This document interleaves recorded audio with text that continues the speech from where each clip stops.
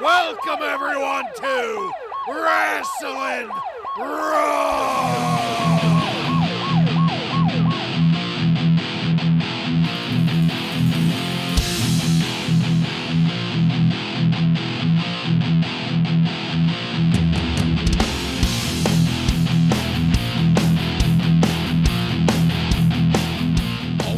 You're listening to Wrasslin Raw, the podcast that takes you back to when the World Wrestling Federation developed a little bit of an attitude. Thank you for joining us. You're here with Ryan Arico. Yeah, buzzkill. I could hear ya.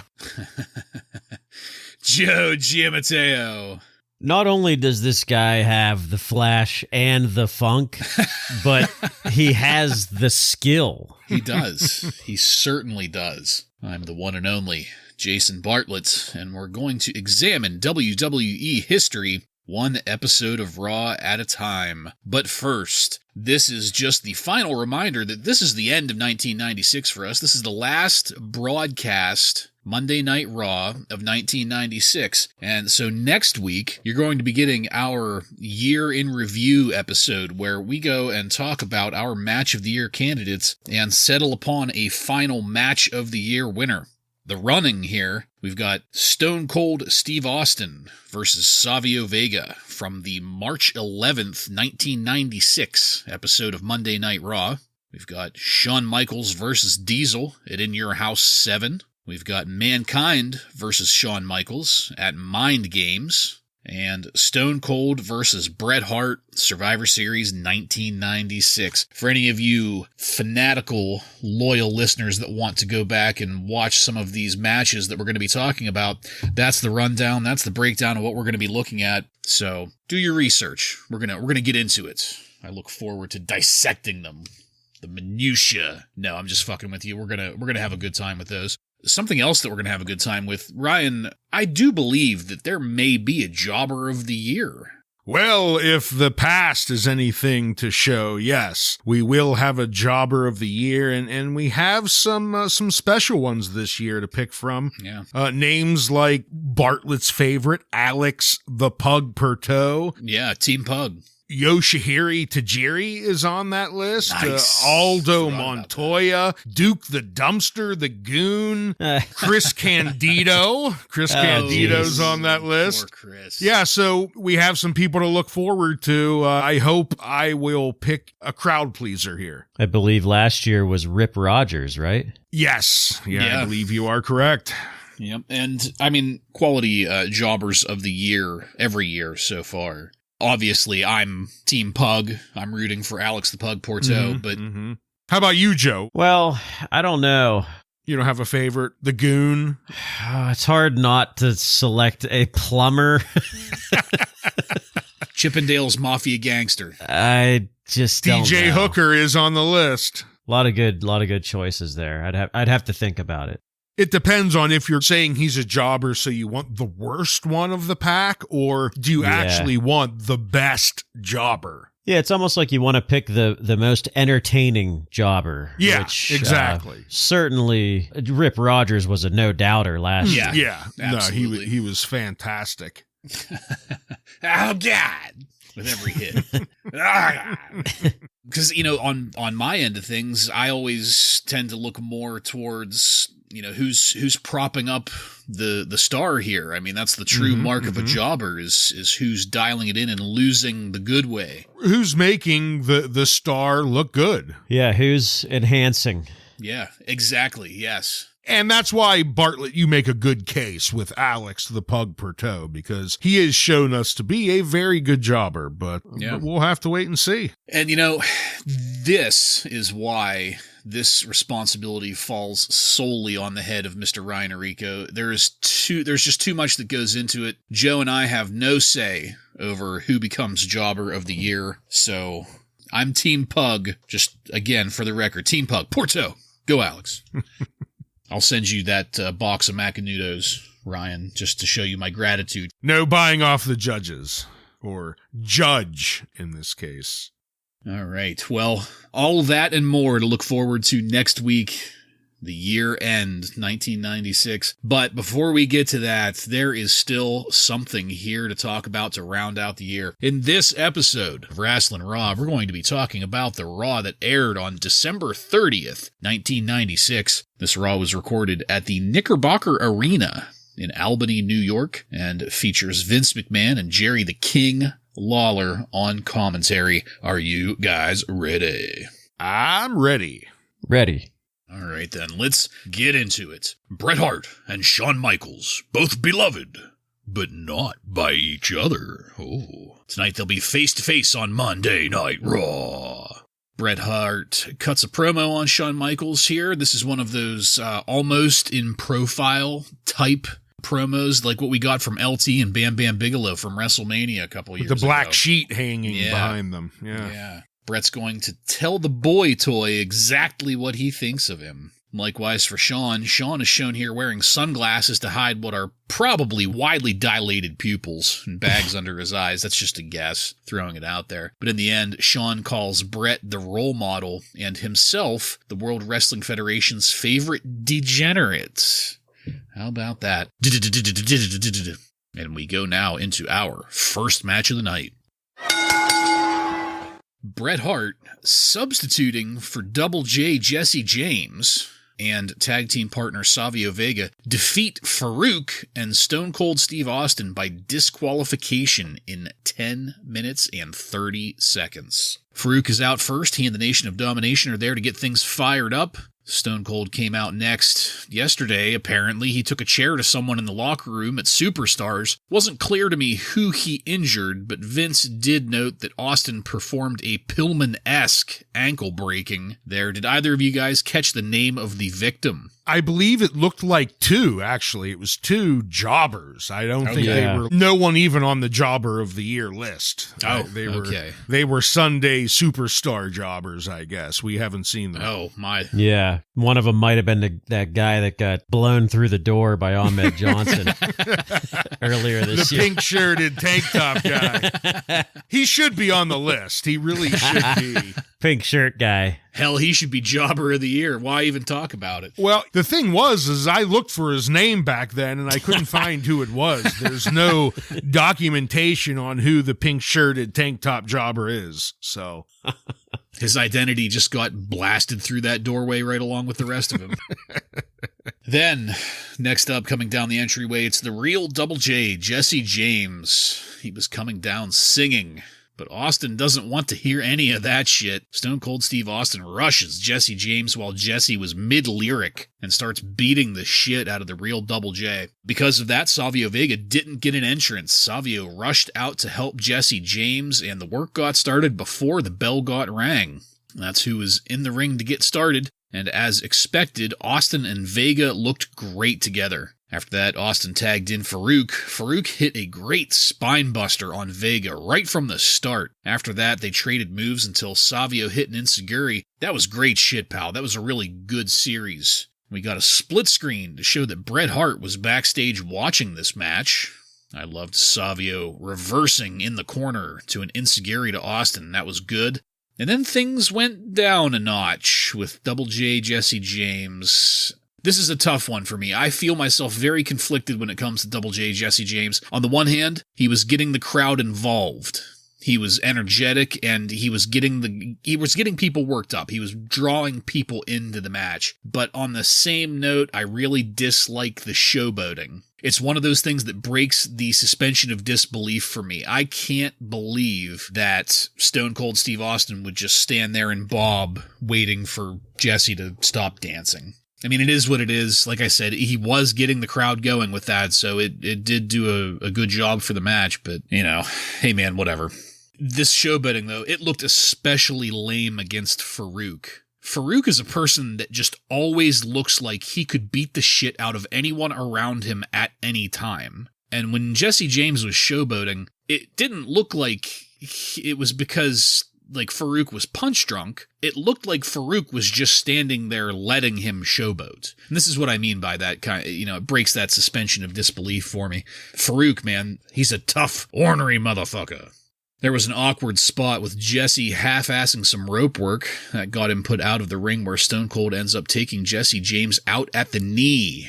Bret Hart didn't like that, though. Remember, Bret Hart was watching backstage on that monitor. The cheap shot from Austin to Jesse James drew Bret Hart down to the ring, and there was already immediately talk from Vince McMahon about how Jesse James might not be able to finish the match, despite nobody at all having talked to Jesse yet about his physical condition. He hadn't been on the floor for more than 4 seconds before Vince was calling it that he was done, he was out. We broke the commercial with the question up in the air and came back to the match resumed with Bret Hart replacing Double J. I just have to point out that production timing was piss poor here. When the announcement was made in the arena that Bret was going to fill in for Jesse James, I bet there was a huge pop, but we missed it. The decision to have Bret fill in should have been saved for our TV screens, because as it stands, there's been this substitution in the match, but there's no discernible difference in the energy of the match or the crowd because of it. You would think that Bret Hart ripping his shirt off and climbing up into the ring wearing his fucking Canadian dungaree jeans would get people going a little more. That's a pop that I would want to hear if I were the viewer. Farooq and Savio were in the ring when we came back, and these guys worked well together. I'm pretty sure, correct me if I'm wrong, but they have a feud in 97. I think that centers around Savio and them wanting him to join the Nation of Domination. I can't remember exactly, but I'm pretty sure they feud, and I'm looking forward to that. We could get some great matches out of that. There was a great high-energy series between Austin and Vega, followed by a great-looking slam from Farooq on Savio. There was a questionable spot where Savio slowly lifted Farooq up for a back body drop from Savio's shoulders. This was over at the ropes. But then I laughed out loud when Farooq sold it. His leg was quivering dramatically. For some reason, it made me think of you, Joe, whenever he was doing that. Like he just, I don't know, like that one leg, like whenever you scratch a dog and the dog kicks in the air, that's kind of what it looked like. They all did a great job of building the energy until it was time for Bret Hart to get the tag. And things didn't last long there, though. Bret put the hurt on Austin and Farooq both, and just as he was getting ready to turn the sharpshooter on Farooq, Crush enters the ring. And you popped your ass off. Yes. My God, I needed a squeegee for all the gushing. He was in there hammering on Bret Hart to break that hold. That drew Savio in. That drew Austin in. It kind of drew PG-13 in, even though it didn't really look like they were in much of a hurry. And then it also draws the bell to signal the disqualification. The Nation of Domination and Austin take turns on Savio Vega and Bret Hart until Ahmed Johnson hits the ring wearing some kind of fucking clown outfit, carrying a 2x4.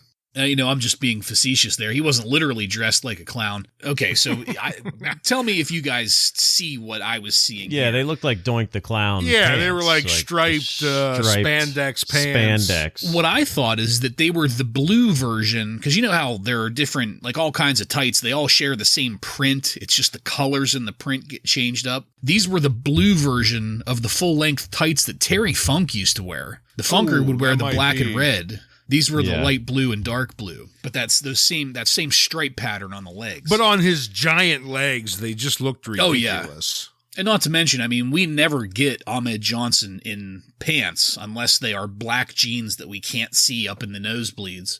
But this was also worn with a bright blue track jacket. And I don't know what the deal here is, but Ahmed looked ridiculous. Why was he wearing these tights? There's no reason for him to be wearing them.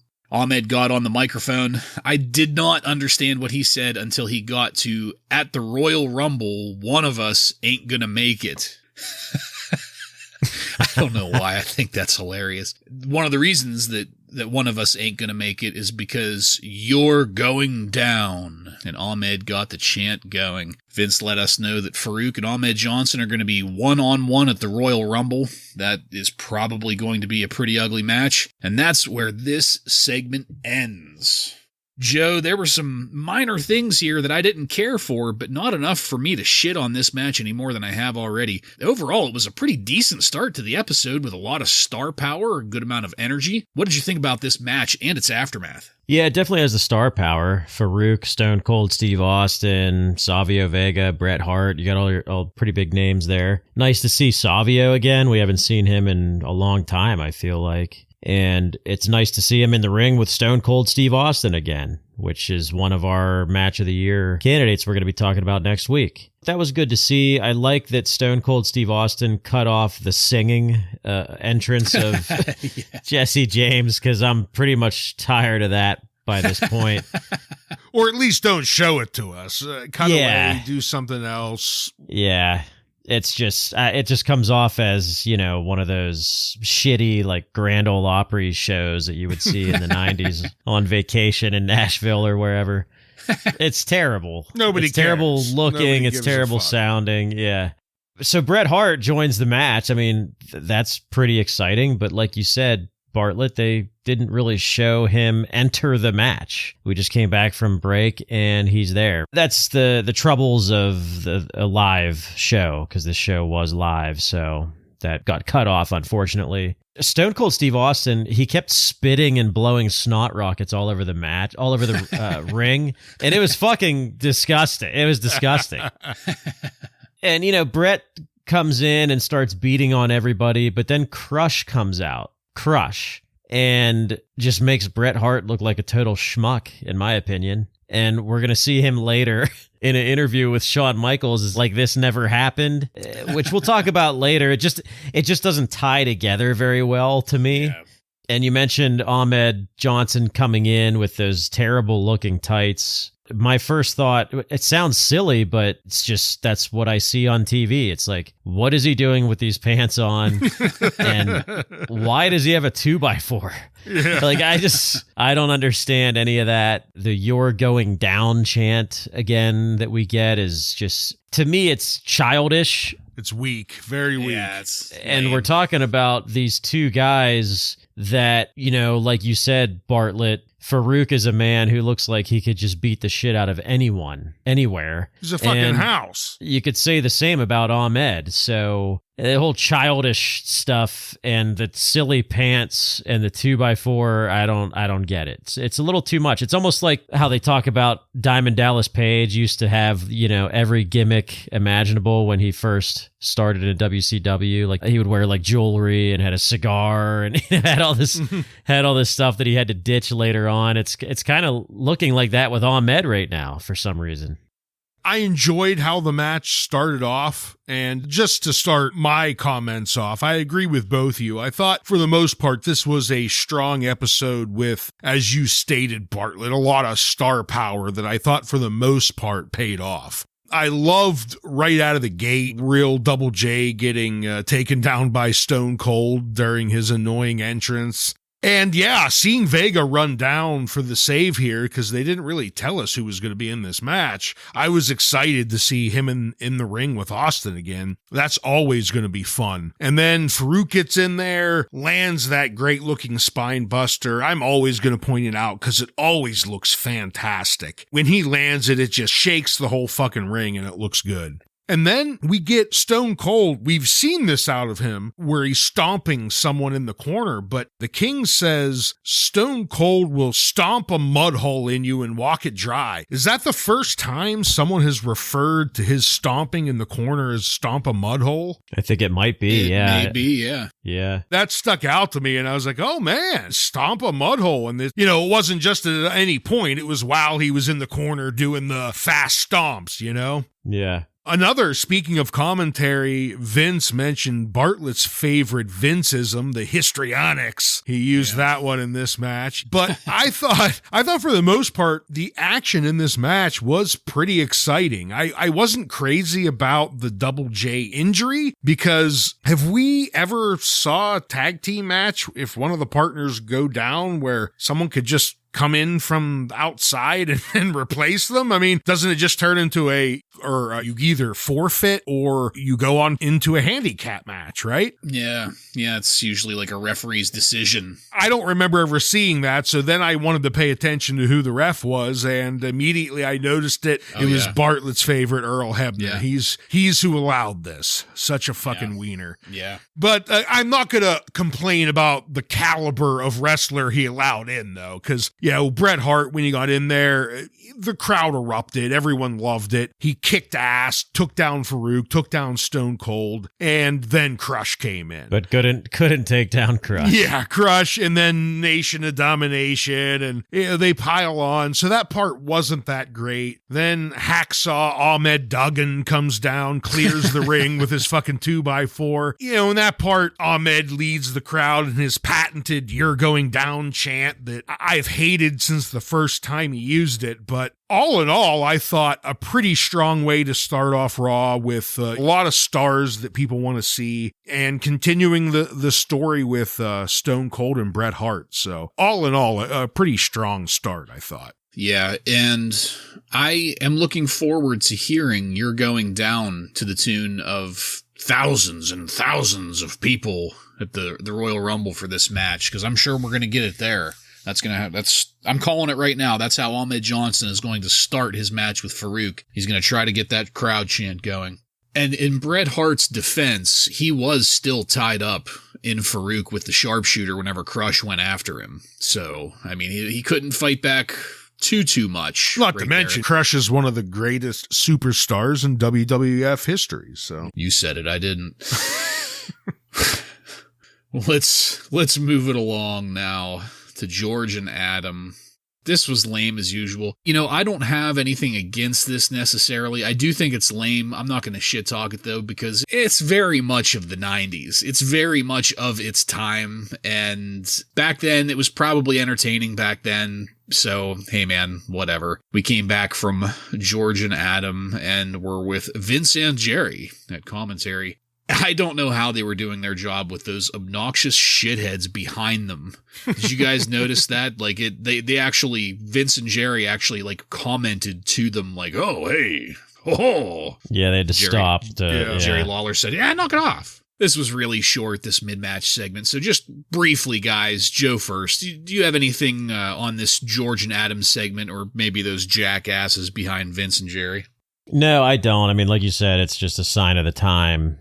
Honestly, I'm not sure what's more annoying, Todd Pettingzoo telling us about the Royal Rumble or George and Adam. I mean, they're both equally annoying, I think. Yeah. Yeah, I mean, the commercial was short enough, so I guess it wasn't that annoying. But I guess, hey, I would have liked if I was super fans back in the 90s and got to be in some WWF commercials, I'd be pumped. But they're getting kind of lame. Yeah. They really have the vibe of like a 90s toy commercial. Yeah. Or like what the fuck was that? The gum by the foot, the tape, like a commercial for that or something.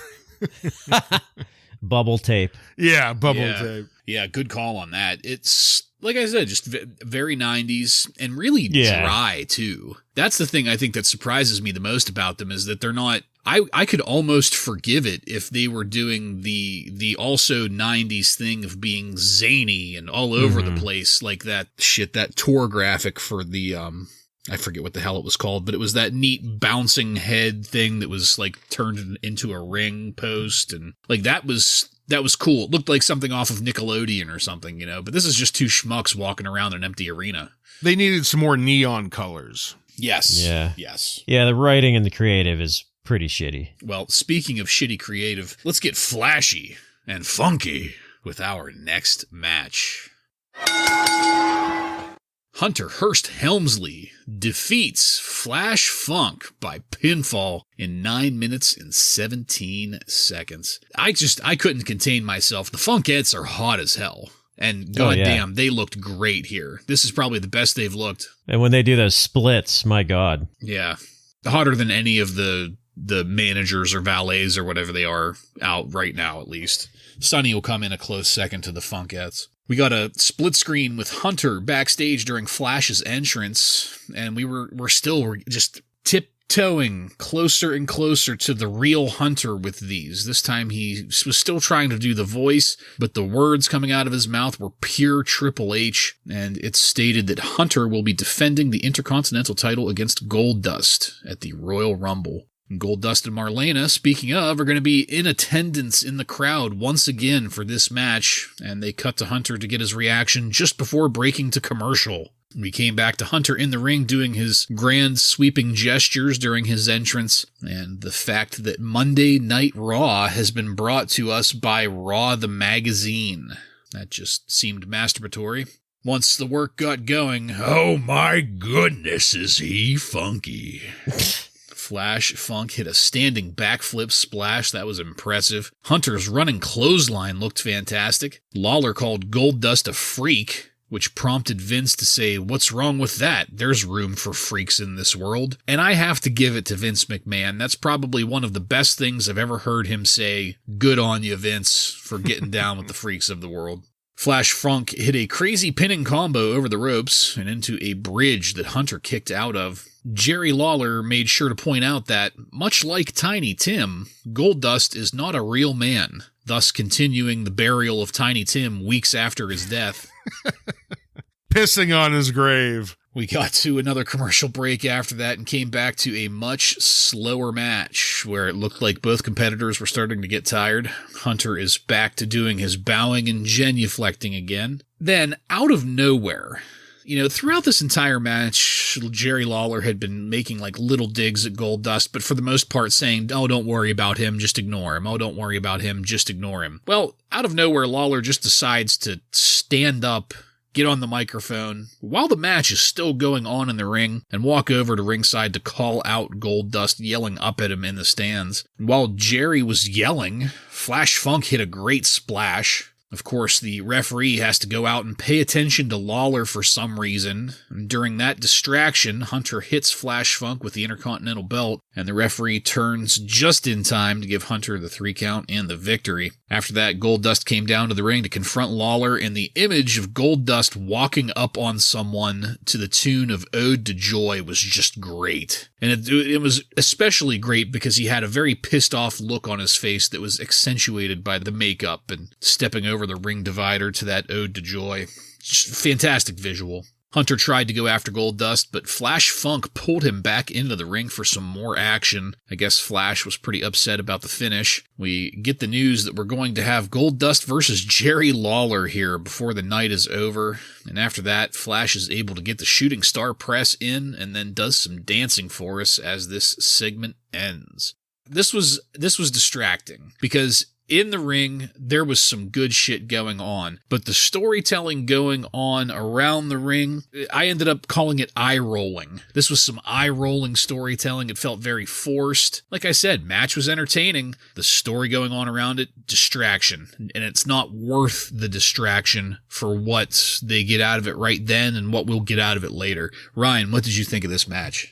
Parts of this match weren't bad, but just a little too many distractions, especially out of the King. When we hear Goldust music and Marlena comes down, the crowd went, they popped for Goldust. I thought that they were getting a good reaction out of the crowd. But Funk and Hunter started off pretty solid until the break. And then when they come back and Lawler is talking to the crowd and then talking to Goldust, between him and Hunter, I think we maybe heard the words real man about 500 times tonight.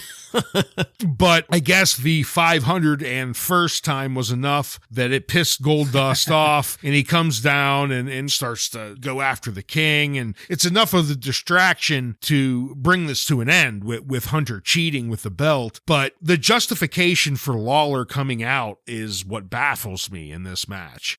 Sometimes distractions in a match make sense or they feel natural, but this one just felt out of nowhere and forced and ruined what maybe could have been a better match. Because as I stated, the work at the beginning I didn't think was terrible between these two guys. And neither was the stuff after Flash Funk grabs Hunter and pulls him in to beat up on him for hitting him in the head with the belt. So I don't know if that is going to lead to another match down the road between these two, which I might not hate if we focus on it the whole time. But the distraction with the King and Goldust really kind of ruined this match that maybe could have been a little better. Yeah, this is a mess. We're getting Goldust versus Hunter Hearst Helmsley for the Intercontinental Championship at the Rumble, right? I think that's what they're advertising. Yes. And trying to, I guess, tell a story there. And that's part of the reason why it's a little bit of a mess for me, is because the whole story with Hunter and Marlena is just sort of falling flat for me, because a little bit's going to happen later in the show, but nothing. Like, Vince keeps telling us all of this, that, you know, Hunter has been making advances towards Marlena and all this stuff, and we haven't seen any of it. So it's just kind of weak for me. I mean, even tonight when they're saying he's making eyes at her, like, why not show it then? Right. I like the use of Goldust and Marlena, and I like the concept of that story, but like, we're not seeing it. Like we saw back in the day with Ric Flair and Miss Elizabeth, like, you know, they showed them like pictures by the pool and stuff, you know, like, but this, we get nothing. So it's just flat. And then, like you said, Ryan, we throw Jerry Lawler into the mix for what reason? I don't understand. If Goldust is challenging for the Intercontinental Championship, why do we have to throw Jerry Lawler in on that? I don't understand that at all. And then we make Helmsley look weak as hell again. Like, you might as well call him the Wild Man Flash Funk, because we have to get Helmsley back into the ring so that Flash Funk can do his finisher after the match is over. Yeah. I mean, I don't understand that at all. Just, at least it looks better than a Marrow move. Yeah, but just so super protective of this, I guess, potential Flash Funk push that you're going to bury your Intercontinental Championship belt holder right now. I don't get it. This whole thing was a little bit of a mess. Yeah, I agree with that. The Flash Funk thing at the end doesn't bother me quite as much as it seems like it might be bothering you, but the thing that really gets me is, like, okay, Goldust, Hunter, the whole vying for the title. Why can't they just be vying for the title? Why does Marlena have to be in there? Why does Hunter have to be trying to take her? Didn't we just get done with Mr. Perfect taking Hunter's valets? Then that was a hoax. Like, why is there always the kidnapping of a woman involved in Hunter Hearst Helmsley's bookings somehow? Yeah, it's the Hunter Hearst Helmsley Intercontinental Championship. The creative has not been good. Yeah, very weak storytelling. Very weak. Yeah. Repeat. They just, let's just regurgitate that same story and we'll tweak it a little bit. Why can't we just be satisfied with the fact that he's an arrogant prick and that he cheats? You know, that seems pretty good to me. But then again, yeah, because even the end of it with him hitting Flash with the belt to win, I don't hate it. That's what he is. Not at all. He's a chicken shit heel. You know what I mean? But all of the bullshit to get us there was the problem, and the interference that it had with the end of the match, where, you know, if you could just have a brief distraction where the ref turns his head for a second, Hunter lands some cheap move, and then he gets the win, whatever. But the way they ruined the end of this match for these two, because again, I think these two guys could have a decent match, but all the fuckery ruined it. As soon as Jerry Lawler stood up, everything stopped making sense. It just went to hell. Well, let's keep it moving because we have something sexy to talk about. Shotgun Saturday night. We got a commercial for it here, and that commercial got a petting zoo voiceover. It's gonna be raucous, sexy, live, a smoking, sexy, rockin' good time. And you could just hear Vince in the background screaming, "Say sexy one more time." We got a view of Shawn Michaels backstage after that, awaiting his upcoming talk with Bret Hart. Not a whole lot to talk about there, but we had a commercial for the current house show tour. I didn't catch the name of that. Hopefully it might be coming around to our area. It's the Holiday Hell Tour. Oh, okay. Well, hopefully Santa Claus visits Pittsburgh. And we came back from that to Jim Ross in the ring, ready to facilitate this interview. Vince notes that you may not like Shawn Michaels because Shawn has a belly button piercing. You could hear Vince. It was at that point I was very happy to note that I saw a Blue World Order sign in the crowd. That was good shit.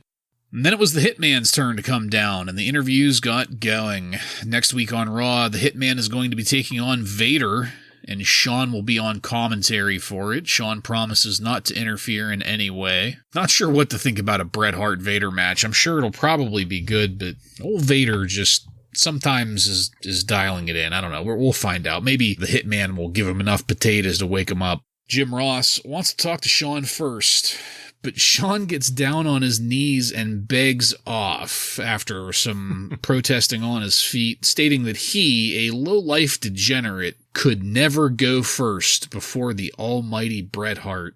Whew. I mean, I know that there's some real stuff going on here, but man, what a whiny sack of shit.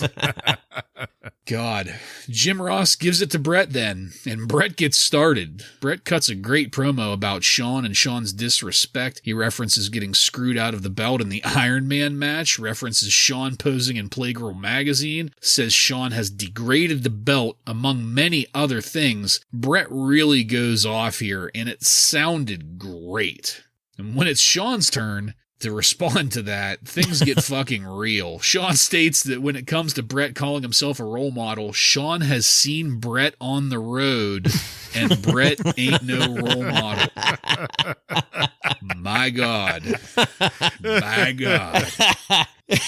But then Psycho Sid out of nowhere. And it's like this is the theme of the night, out of nowhere. Psycho Sid walks down and he grabs a microphone and he says that what he wants is some real competition. On that note, as soon as he says he wants competition, the bell tolls. Out of nowhere. And out of nowhere. The Undertaker is walking down the entryway. That gave me goosebumps. That was a neat little, I mean, the whole thing is just bullshit, but him saying real competition and then the bell tolling, my nipples are hard right now just thinking about it. I popped my ass off for it, I'll admit it. I'm sure you did. Things go down the shitter immediately thereafter when Vader comes down out of nowhere and attacks The Undertaker from behind. The Undertaker ignores him and then goes nose to nose with Sid, but Vader attacks again. This time, once the officials pull Vader off, Taker goes after Vader. Meanwhile, in the ring, Shawn Michaels just randomly kicks Bret as Bret is going out through the ropes, and then Shawn does a diving splash off the top rope onto Sid. Shawn and Sid end up fighting in the entryway while Bret is still laying in the ring, and we break to commercial. My God. Ryan, there was a lot of things going on here between some really great fucking real promos, but then this schmoz ending to the segment. What did you think about all this? Starting off, JR, when he tried to start with Shawn Michaels and he started with his sarcastic, I couldn't dare go before the great Bret Hart. I'm not worthy. I laughed my ass off. I thought it was absolutely hilarious. And then when he gave Bret the mic, at first he did start to kind of whine, but it then turned into a pretty great promo of him just ripping into Shawn Michaels, calling him basically the degenerate that Shawn Michaels said that he is, right? And then Shawn, when he comes back saying that, Bret, you're no role model. I've seen the things you've done on the road. This guy breaks kayfabe on a weekly basis. And you can kind of understand why the old timers probably really hated him, because that was going, I think, in probably a lot of people's opinion, that was stepping it too far. You were almost admitting to the fans, you guys all travel together and this isn't its own contained world. But,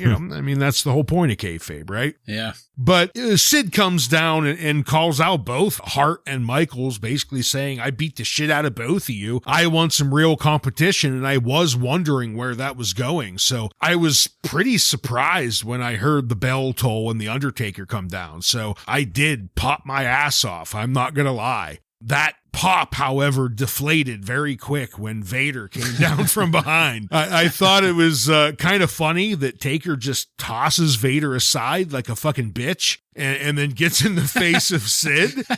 And then Vader attacks Taker from behind again, and Taker kind of again just tosses him aside. So then we have the Michaels, he hits on Bret and then jumps at Sid. So yeah, a little bit of too much at the end here, but I thought all in all, a fairly entertaining spot. I could have done without Vader's involvement, but other than that, I thought a pretty good filler segment. Yeah, the interview, I think I told you guys a few weeks ago, there was an interview with Shawn and Bret in December that is fantastic, and this is it. But I forgot about all the fuckery at the end. But man, does this start out this is as real can get with these two. Bret Hart he said some great things. He says, I don't even think girls buy that magazine. He's not wrong. He's not wrong. All the dancing in the world will not save you. I love that. I will kick your ass. You know why? Because I can, which is real. I mean, I think Bret Hart would beat the shit out of Shawn Michaels in a real fight. In fact, I think he did at one point.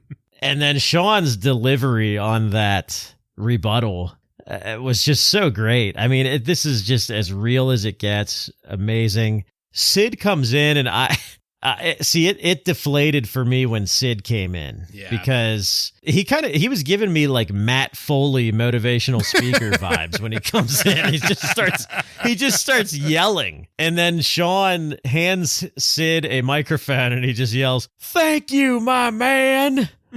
It's like, what is going on here? But they quickly get to the Undertaker bell toll, and it gets a little bit better. All they have to do is just not involve Vader, Yeah. And they got yourself a really good thing going on with these four guys. 4 baby faces, by the way. Mm-hmm. Yeah. Just don't throw Vader in there. Why? Oh, by the way, Shawn did not kick Bret. He crotched him with the ropes. On the rope. Crotched him on the ropes. Yeah, which was fantastic because, that's like, okay, what's going to happen after that? Yeah, that's a something real you cheat can work move on. there. Yeah. Yeah, I barely caught that. I was so focused on Vader. Yeah. He pulled the rope up. He pulled the rope up as Bret was getting out.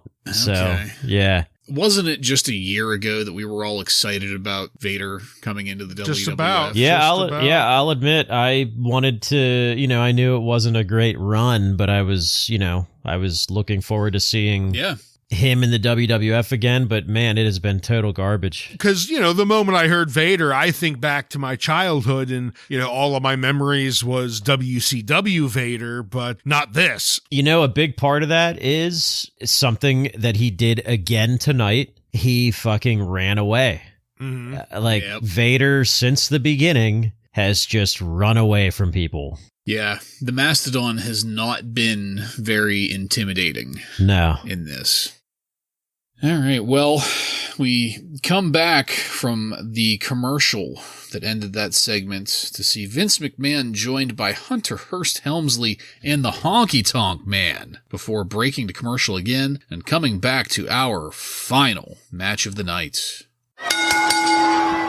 Jerry Lawler defeats Goldust by countout in approximately 2 minutes and 47 seconds. The time is approximate because we came back from commercial with the match already in progress. Lawler was on top during the start of this, and the Honky Tonk Man can't not put himself over as much as possible, loudly and obnoxiously, and I fucking love it.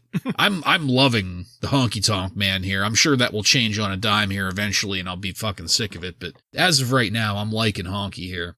Nothing much really happened here in the match. The work was decent. There wasn't anything wrong. It wasn't overly dramatic or full of histrionics or anything like that. And nothing much happened until Hunter decided to leave commentary, grab Marlena, throw Marlena over his shoulder, and then start walking up the entryway as though he's kidnapping her.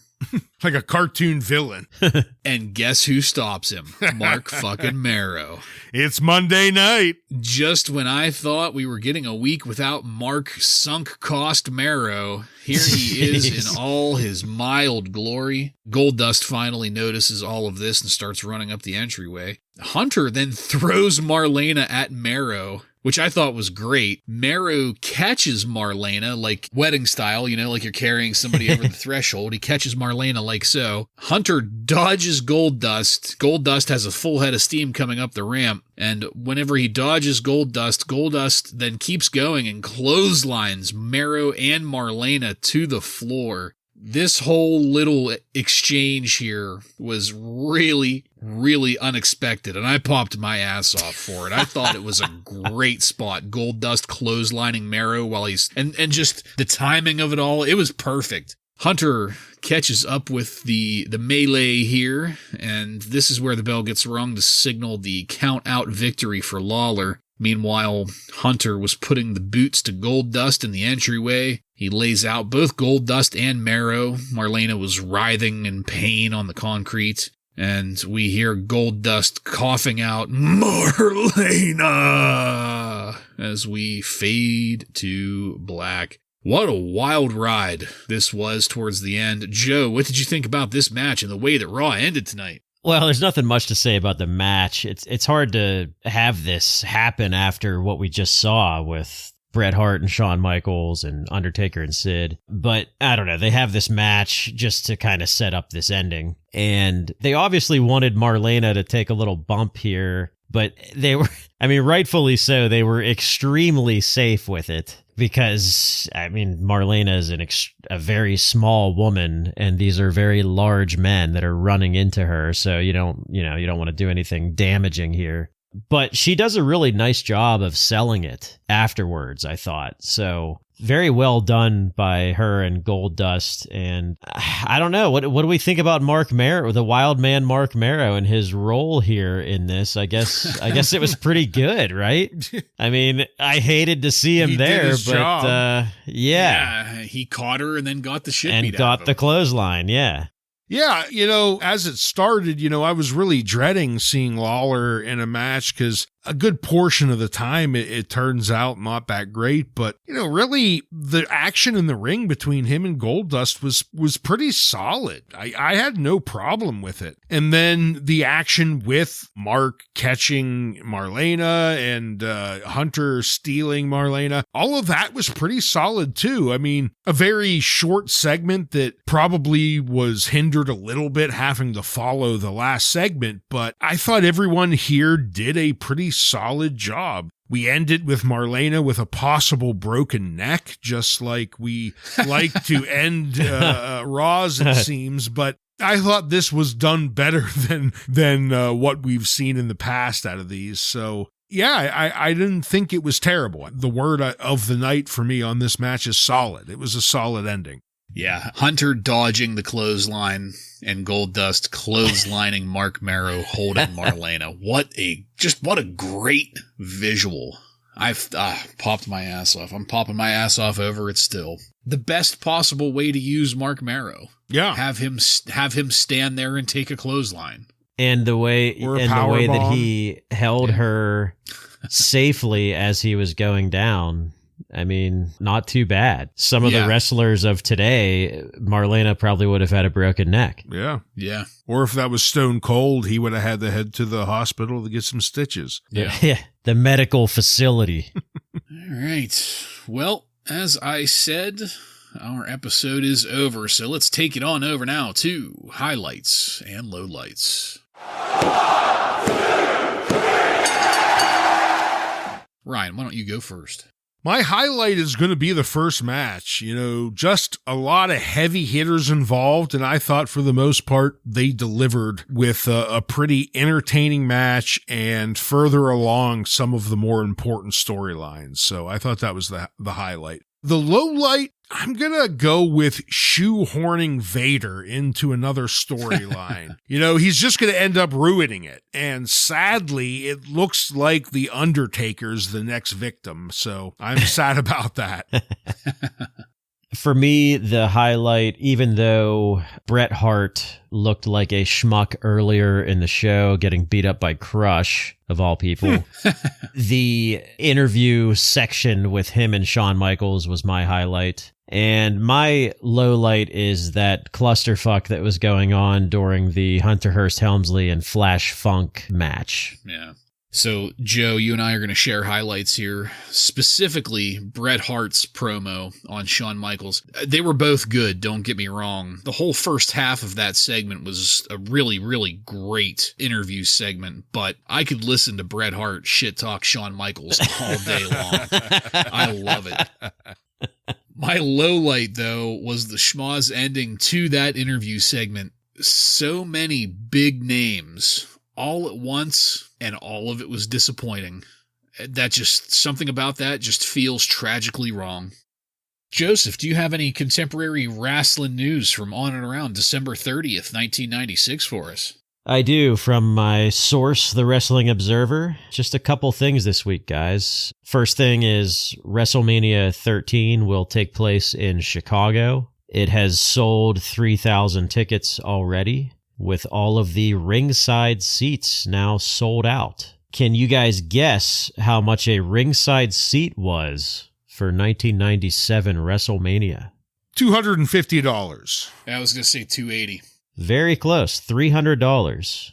I believe that's the exact same price as 2001. That's what I was basing it off of when we got those tickets to Invasion. I believe it was $300 for the seats right in front of us. Because remember, we were like, I don't know what it was, 11 rows back, and 1 through 10 were considered, or whatever it was. We were 1 row back from what was considered ringside. And those, the ones in front of us were $310 with, fees or whatever. Yeah, 300 seems expensive, but it's WrestleMania, and obviously the demand is there if they're sold out already. So the other piece of news here is we mentioned earlier with that obnoxious Todd Pettingzoo promo for Shotgun Saturday Night. That will debut next week. And the matches that we're going to see on Shotgun Saturday Night, the first night will be the Sultan versus Rocky Maivia. Oh, some cousins there. Sal Sincere versus Goldust.